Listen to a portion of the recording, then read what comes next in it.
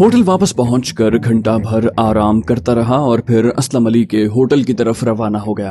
अपने वादे के मुताबिक वो मुझे न्यू रॉयल होटल में अपने कमरे में मौजूद मिला। उसने इस्तकबालिया वालों को मुझे उसके कमरे में पहुंचाने की हिदायत की थी। मैंने रस्मी सलाम दुआ के बाद पूछा, काम हो गया? उसने हाँ में गर्दन हिलाई। बोला, अब तुम अपना होटल छोड़ने की तैयारी करो। मैंने अनामिका होटल में तुम्हारे लिए कमरा बुक करवा दिया है। मैंने कहा, यार ये बताओ, मैं हुलिया बदल कर अनामिका होटल तो मुंतकिल हो जाऊंगा, मगर क्या ये होटल छोड़ना जरूरी है? असलम ने कहा, मैं तुम्हारा मतलब नहीं समझा। मैंने कहा, क्या ये बेहतर नहीं होगा कि मैं दो अलग अलग शख्सियात के रूप में दोनों होटलों में मुकीम रहूं? मेरा मतलब है कि मैं फिलहाल अपनी राहुल वाली शनाख्त भी बरकरार रखना चाहता हूँ। असलम अली ने शाने उचका कर कहा, अगर तुम इसे बेहतर समझते हो तो मुझे कोई एतराज नहीं। अच्छा ये बताओ कि रतन से बात हो गई तुम्हारी? मैंने कहा, हाँ, हम दोनों आज शाम नए हुलिये में उसको जाकर मिलेंगे। मेरी बात सुनकर असलम अली उठा और दीवार गिर अलमारी से एक कैनवस बैग निकाल कर मेज पर रख दिया। फिर वो उसमें से भेस बदलने की मुख्तलिफ अशिया निकाल कर मसहरी पर रखने लगा। सबसे पहले निकाल कर रखी हुई हल्के घुंघराले बालों वाली विग ने फौरन मेरी तवज्जो अपनी तरफ मबजूल कर ली। मैंने हाथ बढ़ाकर उसे उठा लिया और बगौर जायजा लिया। विग के बाल इतने नफीस और मुलायम थे कि मेरे लिए फौरी तौर पर अंदाजा लगाना मुश्किल था कि ये इंसानी बाल हैं या इनसे मुशाबे कोई और मुतबादिल रेशा इस्तेमाल किया गया है। असलम अली मुझे इतनी तवज्जो से जायजा लेते देखकर मुस्कुराया और वो विग मेरे हाथों से लेकर बालों में उंगलियां फेरी और उसे मेरे सर पर रख कर थोड़ा थोड़ा चारों तरफ से नीचे की तरफ खींचा। चंद ही सानियों में वो विग मेरे सर पर अच्छी तरह जम गई। असलम अली ने बगौर मेरी तरफ देखा और कहा, वाह, लगता है ये तो तुम्हारे लिए ही बनाई है गोरों ने। मैंने हैरानी से पूछा, गोरों ने? असलम ने मुस्कुराते हुए इस बात में सर हिलाया। बोला, इतना नफीस असल से करीब तरीन काम विलायत में ही होता है भाई। ये विग फ्रांस से मंगवाई गई है और काफी महंगी है। मैंने बम्बई से खरीदी है। ऐसी विग अक्सर फिल्मों और स्टेज ड्रामों में इस्तेमाल होती हैं। मैंने कमरे की ड्रेसिंग टेबल के आईने में जायजा लिया। न सिर्फ वो विग बिल्कुल असली बालों का मंजर पेश कर रही थी, बल्कि मुझ पर जच भी रही थी। और सबसे खास बात ये थी कि उससे मेरी शक्लो शबाहत में जबरदस्त बदलाव आ गया था। असलम अली भी बगौर जायजा ले रहा था। उसने कहा, तो फिर तय रहा, आज शाम ये विग तुम्हारे मेकअप का अहम हिस्सा होगी, इसे तुम ही रख लो। सारा सामान एहतियात से वापस रख कर हम दोनों ने शहर के एक मुसलमान नान बाई के ढाबे पर खाना खाया और मैं उसे रुखसत करके डिसेंट होटल की तरफ चल दिया। मैं इस्तकबालिया के सामने से गुजरा तो वहाँ तैनात क्लर्क ने मुझे रोक लिया। बोला, मिस्टर राहुल, तीरथ नामी एक साहब 2 बार आपसे मिलने के लिए आ चुके हैं। उन्होंने आपके लिए पैगाम दिया है कि वो 4 बजे फिर आएंगे। मैं तीरथ का नाम भूल चुका था, इसलिए समझने में कुछ मुश्किल हुई।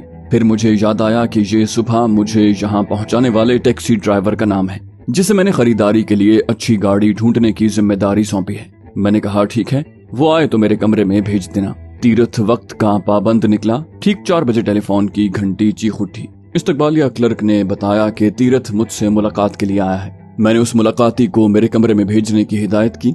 दरवाजे पर दस्तक हुई और मेरी तरफ से इजाजत मिलने पर तीरथ कमरे में दाखिल हुआ।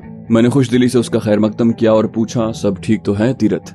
मुझे रिसेप्शन क्लर्क ने बताया है कि तुम मुझसे मिलने के लिए 2 बार पहले भी चक्कर लगा चुके हो। उसने पुरजोश लहजे में कहा, सब ठीक है राहुल बाबू। मैं आपको यहाँ छोड़ने के बाद सीधा नीरज सेठ के पास गया था। मैंने कहा कि उसके पास मौजूद सबसे अच्छी गाड़ी का गाहक मेरे पास है। अगर उसे गाड़ी पसंद आ गई तो वो मुंह मांगे दाम देने को तैयार है। तीरथ ने मेरा रद्द अमल जांचने के लिए मेरे चेहरे की तरफ देखा। मैंने कहा, वो तो ठीक है भाई, मगर ये मुंह मांगे दाम वाली बात कहने की क्या जरूरत थी? तीरथ ने मुस्कुराते हुए कहा, ये तो उसकी दिलचस्पी बढ़ाने का हथकंडा था। उसने झट से कहा कि मैं अपने पास मौजूद गाड़ी बेचने को तैयार हूँ, मगर मुझे रकम हाथ के हाथ चाहिए। यकीन करें, नीरज सेठ ने अपनी फोर्ड कस्टम गाड़ी को इतनी अच्छी तरह रखा हुआ है कि अंदाजा लगाना मुश्किल है कि ये 7 साल पुराना मॉडल है। मुझे पता है उसने वो 4 साल पहले 2500 की खरीदी थी। जाहिर है अब उसके 3000 रुपए थोड़ी मांग सकता है वो। मैंने कहा, ये सब बातें तुम जानो, मुझे ये बताओ वो फोर्ड गाड़ी के कितने मांग रहा है? मेरी बात सुनकर वो खुलकर मुस्कुराया। बोला, मैंने इस शर्त पर सौदा कर लिया है राहुल जी कि अगर अगले 4 माह में गाड़ी में कोई खराबी पैदा हुई तो वो अपनी वर्कशॉप से मुफ्त मुरम्मत करवा के देगा। मैंने कहा, यार ये तो अच्छी बात है, मगर तुम सस्पेंस क्यों बढ़ा रहे हो? कितने में सौदा क्या है? उसने मेरी बेचैनी का मजा लेते हुए कहा, आप बताएं कितने में ली है गाड़ी? मैंने कहा, भाई तुमने जितने में भी ली है मैं तो उतने ही दाम दूंगा जितने का वादा किया है। मेरी बात सुनकर उसका चेहरा खुशी से चमक उठा। बोला, आपका मतलब है कि मैंने कितने की भी खरीदी हो आप मुझे 2650 रुपया देंगे? मैंने कहा, हाँ भैया, अब क्या कसम खाकर यकीन दिलाऊं? ये सुनते ही उसका चेहरा जोश से सुर्ख हो गया। बोला, अगर आप वाकई मुझे ये रकम दे दें तो मैं अपनी टैक्सी की बाकी दोनों किस्तें भी अदा कर दूंगा और गाड़ी मेरी हो जाएगी। फिर वो मेरी तरफ मुतवज्जे हुआ और ड्रामाई लहजे में कहा, मैंने नीरज सेठ से 2100 रुपए में ली है उसकी फोर्ड। मैंने खुशगवार लहजे में कहा, बहुत खूब, यानी तुम कारोबारी सौदेबाजी के भी माहिर हो, तुम मुझे साथ ले चलो। मैं गाड़ी देखकर पूरी कीमत यानी 2650 रुपया तुम्हें दे दूंगा। मेरी बात सुनकर तीरथ कदरे हेजानी लहजे में बोला, मैं गाड़ी साथ लाया हूँ राहुल जी, मैंने नीरज सेठ को 100 रुपया एडवांस भी दे दिया है। आपकी फोर्ड कस्टम होटल की पार्किंग में खड़ी है, अभी चलकर देख लें, बल्कि आप उसे शहर में घुमाकर खुद उसके इंजन की हालत का अंदाजा लगा लें। मैंने कहा, ये तो बहुत अच्छी बात है, चलो अभी मामला मुकम्मल कर लेते हैं। कलेजी रंग की खूबसूरत गाड़ी पहली नजर में ही मेरे दिल को भा गई। वो जिसामत में ब्यूक से छोटी और फिएट से कदरे बड़ी और देखने में उन दोनों से ज्यादा दिलकश थी। मैंने कहा, यार गाड़ी देखने में तो जबरदस्त लग रही है। तीरथ ने जोशीले लहजे में कहा, देखने में ही नहीं, ये चलाने में भी बहुत शानदार है। मैं तो इसे शहर में घुमा कर लाया हूँ, अपनी तसल्ली के लिए आप भी आजमा लें। मैंने मुस्कुराते हुए कहा, मेरा ख्याल है यही बेहतर होगा, मैं इसके मिजाज से भी आशना हो जाऊंगा। तीरथ ने गाड़ी की चाबी मुझे थमा दी। मैंने ड्राइविंग सीट पर स्टीयरिंग के अकब में बैठकर जैसे ही इग्निशन में कुंजी घुमाई, इंजन हल्की सी झरझरी लेकर बेदार हो गया, ताहम उसकी आवाज लगभग न होने के बराबर थी। मैंने सड़क पर पहुंचकर एक्सेलरेटर पर दबाव बढ़ा दिया। बमुश्किल 1-2 मील का फासला तय करते ही मुझे अंदाजा हो गया था कि तीरथ उस गाड़ी की शान में बिला वजह कसीदा खानी नहीं कर रहा। बिलाशुबा बहुत जानदार गाड़ी थी और इजाफी खूबी ये थी कि उसकी चाल में एक अजीब सा तंतना और नफासत थी, जैसे उस मशीन में किसी अरबी घोड़े की रूह सरायत कर गई हो। तीरथ की फरमाइश पर मैं गाड़ी को 2-3 मील तापी दरिया के किनारे चलती सड़क पर दौड़ाता रहा। फिर हम वापस आ गए। शहर में पहुंचकर मैंने तीरथ को कहा, तुम बहुत काम के बंदे हो यार, जी चाह रहा है जब तक सूरत में हूँ तुम्हें अपने साथ रखूं। मुझे अपने एक दोस्त के साथ एक बड़े अफसर को उसके दफ्तर में एक पैगाम पहुंचाना है। उसका दफ्तर भातर रोड पर है, हमें यहाँ के रास्तों का पता नहीं है। मैं चाहता हूँ तुम कोई टैक्सी करके मेरा पैगाम उसे पहुँचा दो।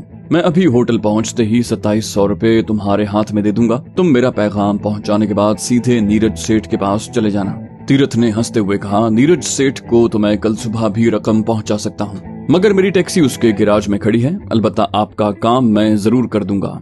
बताइए किसको पैगाम पहुँचाना है। मैंने कहा, पहले तुम अपनी रकम वसूल कर लो, जब तक तुम नोट गिनोगे मैं पैगाम लिखकर तुम्हारे हवाले कर दूंगा। मैंने स्टेशनरी की एक दुकान से एक सादा भूरा लिफाफा, एक नोटबुक और पेंसिल खरीदी और फिर एक अलग थलग जगह पर गाड़ी रोक ली।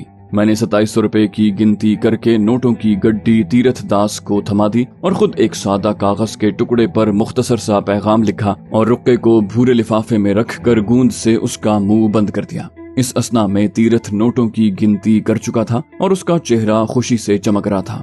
मैंने भूरा लिफाफा उसे थमाते हुए कहा, हो सकता है रतन जी की बजाय उसका सेक्रेटरी तुम्हें मिले। तुम ये लिफाफा बेशक उसे ही दे देना, मगर ये जरूर कह देना कि रतन जी के लिए बहुत अहम पैगाम है, फौरन उनके पास पहुंचा दिया जाए, मगर ये काम तुम्हें जल्द से जल्द करना है, समझ गए। तीरथ दास ने पुरजोश अंदाज में अस्बात में सर हिलाया। मैंने उसे एक चौराहे पर उतारा और असलम अली की जाए कयाम होटल न्यू रॉयल की तरफ चल दिया। 2 ही दिनों में मुझे सूरत के मुख्तलिफ इलाकों की खासी सुध-बुध हो गई थी। मैं असलम अली के कमरे में पहुंचा तो वो तैयार बैठा हुआ था। बोला, कहाँ रह गए थे भाई, याद नहीं?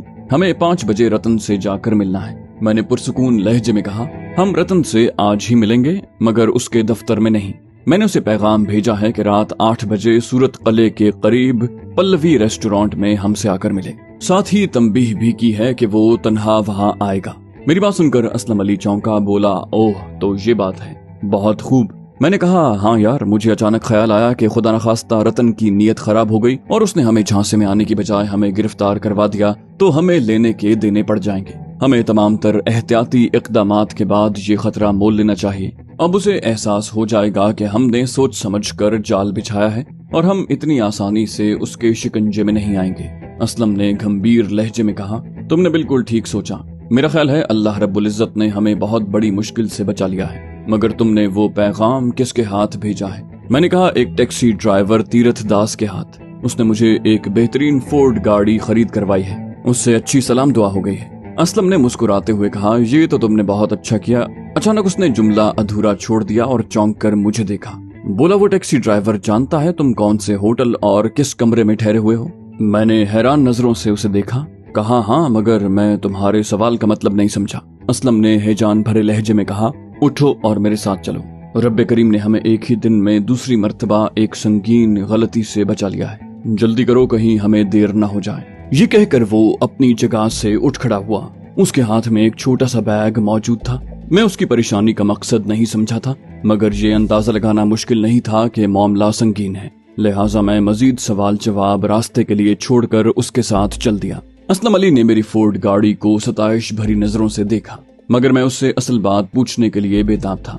मैंने गाड़ी आगे बढ़ाते हुए पूछा, भाई अब ये भी बता दो कि हम कहाँ जा रहे हैं। असलम ने कहा, तुम्हारे होटल और कहाँ। तुम्हें अभी इसी वक्त होटल छोड़कर अनामिका होटल मुंतकिल होना है। मैं तो समझा था कि तुम मेरी परेशानी की वजह समझ गए होगे। बंदा खुदा, फर्ज करो रतन ने हम दोनों के इंतजार में कोई जाल बिछा रखा हो। तुम्हारी तरफ से अपनी जगह कासिद भेजने पर वो उसकी गर्दन दबोच लेगा। उसने तीरथ दास को पुलिस और जेल की धमकी देकर पूछा कि उसे भेजने वाला कौन है, उसका ठिकाना कहाँ है, तो वो 1 मिनट में उगल देगा कि उसे राहुल नामी शख्स ने पैगाम देकर भेजा है, और वो तुम्हारे होटल का नाम और कमरा नंबर भी फटाफट बता देगा। इसलिए हमें जल्द से जल्द इस होटल से सामान समेट कर गायब होना है। मैंने बरक़रफ्तारी से असलम अली के खदशात का तज्जिया किया और मुझे तस्लीम करना पड़ा कि उसकी बातों में वजन है। साथ ही अपने आप पर गुस्सा भी आया कि मैंने खुद ये संगीन इम्कान क्यों नजरअंदाज कर दिया। मैंने कहा, यार तुम बिल्कुल ठीक कह रहे हो, मगर रतन हमारे खिलाफ कार्रवाई पर तुल गया तो हमारे लिए इस शहर में ठहरना मुश्किल हो जाएगा। उसने बेपरवाही से कहा, उसे क्या पता कि ये सब तुमने यानी राहुल ने किया है, और बिलफर्ज किसी वजह से उसे पुख्ता यकीन हो गया, या महज अपना शक मिटाने के लिए तुम्हारी तलाश में अपने कारिंदों को मुतहर्रिक करने पर तुल भी जाए तो उसे इस शहर में तुम्हारा नामो निशान भी नहीं मिलेगा, क्योंकि डिसेंट होटल से तुम्हारा बोरिया बिस्तरा समेट कर बाहर निकलते ही हम राहुल की शख्सियत सफाए हस्ती से मिटा देंगे, जबकि मुझे तो कोई जानता ही नहीं। मैंने कहा, हाँ असलम भाई, अब राहुल के चोगे से जान छुड़ाने में ही आफियत है। कुछ देर की खासी तेज रफ्तार ड्राइविंग के बाद मेरी गाड़ी डिसेंट होटल के करीब पहुंच गई। तहाँ मैंने लगभग 100 गज पहले अपनी फोर्ड सड़क के किनारे रोक दी। वहां से मेरे होटल का फाटक साफ नजर आ रहा था। मैंने असलम को कहा, अब तुम मेरी जगह संभालो।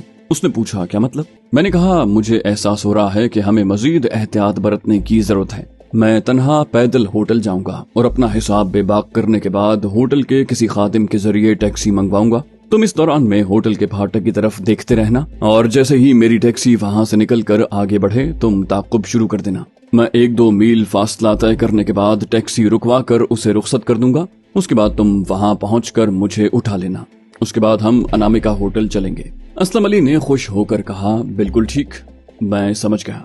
तुम चाहते हो कि कोई टैक्सी वाले से तुम्हारी मंजिल पूछे तो बताने से कासिर रहे, जबकि इस एहतियाती इकदाम की वजह से तुम्हारी ये शानदार गाड़ी भी होटल वालों की नजरों में नहीं आएगी। मगर हम वहां से सीधे अनामिका होटल नहीं जाएंगे। मैं किसी मुनासिब सी जगह गाड़ी रोककर तुम्हारी शक्ल और हुलिया तब्दील करूंगा और तुम कपड़े के एक ताजिर रोशन लाल के रूप में अनामिका पहुंचोगे। मैंने वहां इसी नाम से कमरा बुक करवाया है। मैंने कहा, बहुत खूब, बस हम डिसेंट होटल पहुंचने ही वाले हैं। डिसेंट होटल के अमले ने खंदा पेशानी से मेरा खैर मकदम किया। उसने कहा कि मैं कमरा छोड़ रहा हूँ, लिहाजा मेरा हिसाब तैयार कर दिया जाए। मैं अपने कमरे में पहुंचा और जल्दी जल्दी अपना साजो सामान समेटकर इस्तकबालिया वालों को खादिम भिजवाने की हिदायत की। मैंने होटल का हिसाब बेबाक करके टैक्सी मंगवाई और अमले को मुनासिब बख्शिश देकर वहां से चल दिया। मेरा अंदाजा था कि इस सारी कार्रवाई में बमुश्किल 10 मिनट सर्फ हुए होंगे। मैंने टैक्सी ड्राइवर को गुजराती में अंबाजी मंदिर चलने की हिदायत की। टैक्सी थोड़ी आगे बढ़ते ही मुझे अपनी फोर्ड नजर आ गई।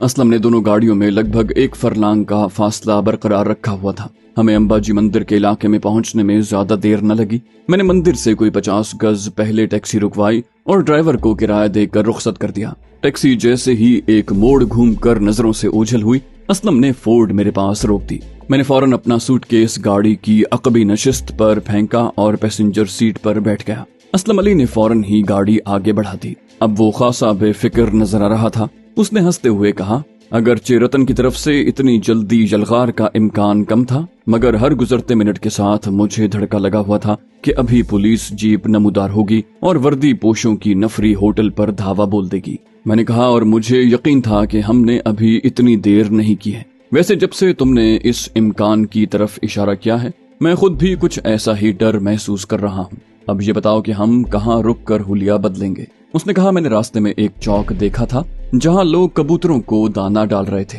हम वहाँ एक तरफ गाड़ी खड़ी कर दें तो कोई मुतवज्जे नहीं होगा। वैसे भी तुम्हारी शक्ल बदलने में मुझे सिर्फ 2 मिनट लगेंगे। लिबास तुम अपने कमरे में पहुँच कर बदल लेना। उसके बाद इस शहर से राहुल नामी शख्स की हमेशा के लिए रुखसती हो जाएगी और रोशन लाल सूरत वाले का इजाफा हो जाएगा। हम कबूतरों वाले चौक पर पहुंचे तो मुझे एतराफ करना पड़ा कि असलम अली ने अपने काम के लिए बहुत उम्दा जगह का इंतखाब किया है। वहां आने वाले लोगों की कोशिश होती थी कि जल्द से जल्द कबूतरों के टोलों के पास पहुंचकर उन्हें दाना खिलाएं और पुण्य कमाएं। वहां वाकई कोई हमारी तरफ मुतवज्जे नहीं था। एक अलग थलग जगह गाड़ी रोककर असलम अली वक्त जाया किए बगैर मेरी शक्लो शबाहत बदलने लगा। उसने सबसे पहले मुझे विलायती विग पहनाई और फिर नथनों में रबड़ के छल्ले चढ़ाकर नाक चौड़ी और बदनुमा कर दी। अकबनुमा आईने में जायजा लेने पर मुझे अंदाजा था कि इन 2 तब्दीलियों से ही मेरी शनाख्त में वाज़े तब्दीली आ चुकी है। मगर असलम का हाथ तेजी से हरकत कर रहा था। उसने मेरी भवें भी चौड़ी और घनी कर दी। आंखों पर सुनहरी फ्रेम का चश्मा चढ़ाने के बाद उसने नाक के दाएं तरफ एक बड़ा सा मस्सा चिपका दिया। सबसे आखिर में मेरी ऊपरी दांतों पर रबड़ का एक छल्ला चढ़ा दिया, जिससे मेरा ऊपरी होंठ मूंछों के खाली मकाम पर कदरे उभर गया और खिंचाव की वजह से होंठ के किनारे खासे बारीक लगने लगे। असलम ने अपनी कारकर्दगी का बगौर जायजा लिया। फिर मुझसे कहा, अब कुछ बोल कर दिखाएं। अपनी असल आवाज में लहजा बदलने की जरूरत नहीं है। मैंने हकीकी सताइश के जज्बात के साथ कहा, बहुत लाजवाब मेकअप किया है भाई, वो भी इतने कम वक्त में। मैं तुम्हें इस फन में अपना उस्ताद बनाता हूँ। मैं जोश खरोश में बोलता चला गया, मगर मुझे इदराक हुआ कि मेरे मुंह से निकलने वाली आवाज मेरे लिए बिल्कुल अजनबी है। ये यकीनन मेरे ऊपरी दांतों पर चढ़े रबड़ के लचकदार छल्ले की करामत थी। असलम अली ने मेरी आवाज सुनकर मुतमईन अंदाज में सर हिलाया। बोला, बस जरा ठहर ठहर कर मुदब्बर बुजुर्ग के अंदाज में बात करने की कोशिश करो, बाकी सब ठीक है। असलम अली ने ड्राइविंग सीट खाली करके मुझे स्टीयरिंग संभालने की दावत दी। कुछ ही देर में मेरी फोर्ड वापसी के सफर पर उड़ी जा रही थी। हम अपनी मंजिल के करीब पहुंचे तो असलम अली ने कहा, तुम तन्हा इस्तकबालिया पर जाओगे और रोशन लाल सूरत वाला की हैसियत से अपना तारुफ करवा के अपने लिए मुख्तस कमरा हासिल करोगे। मैं 15-20 मिनट के बाद वहां पहुंचूंगा। दरअसल मैंने टेलीफोन पर कमरा बुक करवाया था। मैं चाहता हूं कि होटल का अमला मुझे फोन करने वाले की हैसियत से ना पहचान सके। मैंने कहा, जैसे तुम्हारी मर्जी। मैंने असलम अली को उसके बैग समेत होटल से कुछ फासले पर उतार दिया और खुद उसके बताए हुए रास्ते पर गाड़ी आगे बढ़ा दी। अनामिका कदरे सादा मगर खासा बड़ा होटल था। मैं फाटक पार करके अहाते में दाखिल हुआ तो वहाँ खासी गहमा गहमी नजर आई। पोर्च में पहले ही एक टैक्सी मरकजी दरवाजे के सामने अपनी सवारी के इंतजार में खड़ी थी। मैंने अपनी फोर्ड उसके अकब में रोक दी और फिर गाड़ी से उतरकर टैक्सी के ड्राइविंग साइड वाले दरवाजे के पास पहुंचा। पतलून कमीज में मलबूस जवान साल ड्राइवर ने यकीनन मुझे अपने अकब में गाड़ी रोकते देख लिया होगा। मुझ पर नजर पड़ते ही वो माजरत खाहाना लहजे में गुजराती में बोला, बस 2-3 मिनट लगेंगे सरकार। वेटर ने बताया है मुसाफिरों में एक बुजुर्ग खातून शामिल हैं, सामान भी काफी है इसलिए ताखिर हो रही है। मैंने खुशगवार लहजे में कहा, कोई बात नहीं है यार, मुझे कोई जल्दी नहीं है, तुम इत्मीनान से इंतजार करो। फिर मैंने उसकी टैक्सी का बगौर जायजा लेते हुए अपनायत भरे लहजे में कहा, तुम्हारी गाड़ी तो बहुत शानदार है यार, अपनी है या भाड़े पर चलाते हो? उसने फख्र से गर्दन अकड़ाते हुए कहा, मेरी अपनी है हुजूर। मेरी पत्नी ने अपने जेवर रहन रख कर एडवांस की रकम भरी थी, किस्तें मैंने खुद कमा कर उतारी हैं। अब ज्यादा से ज्यादा 4-6 महीनों में बीवी का जेवर भी साहूकार से छुड़वा लूंगा। मैंने गुफ्तगू अपने मतलब के रुख पर आगे बढ़ाते हुए कहा, नीरज सेठ से तो किस्तों पर नहीं ली थी ये टैक्सी। मैंने एक टैक्सी ड्राइवर से उसका नाम सुना है। उसने मेरी बात सुनकर दोहराया, नीरज सेठ? अच्छा, जिसका अधना बस डिपो के पास गिराज है। नहीं, मैंने तो परशुत्तम राज से गाड़ी ली है। मैंने उसका शुक्रिया अदा किया और होटल की इमारत में दाखिल हो गया।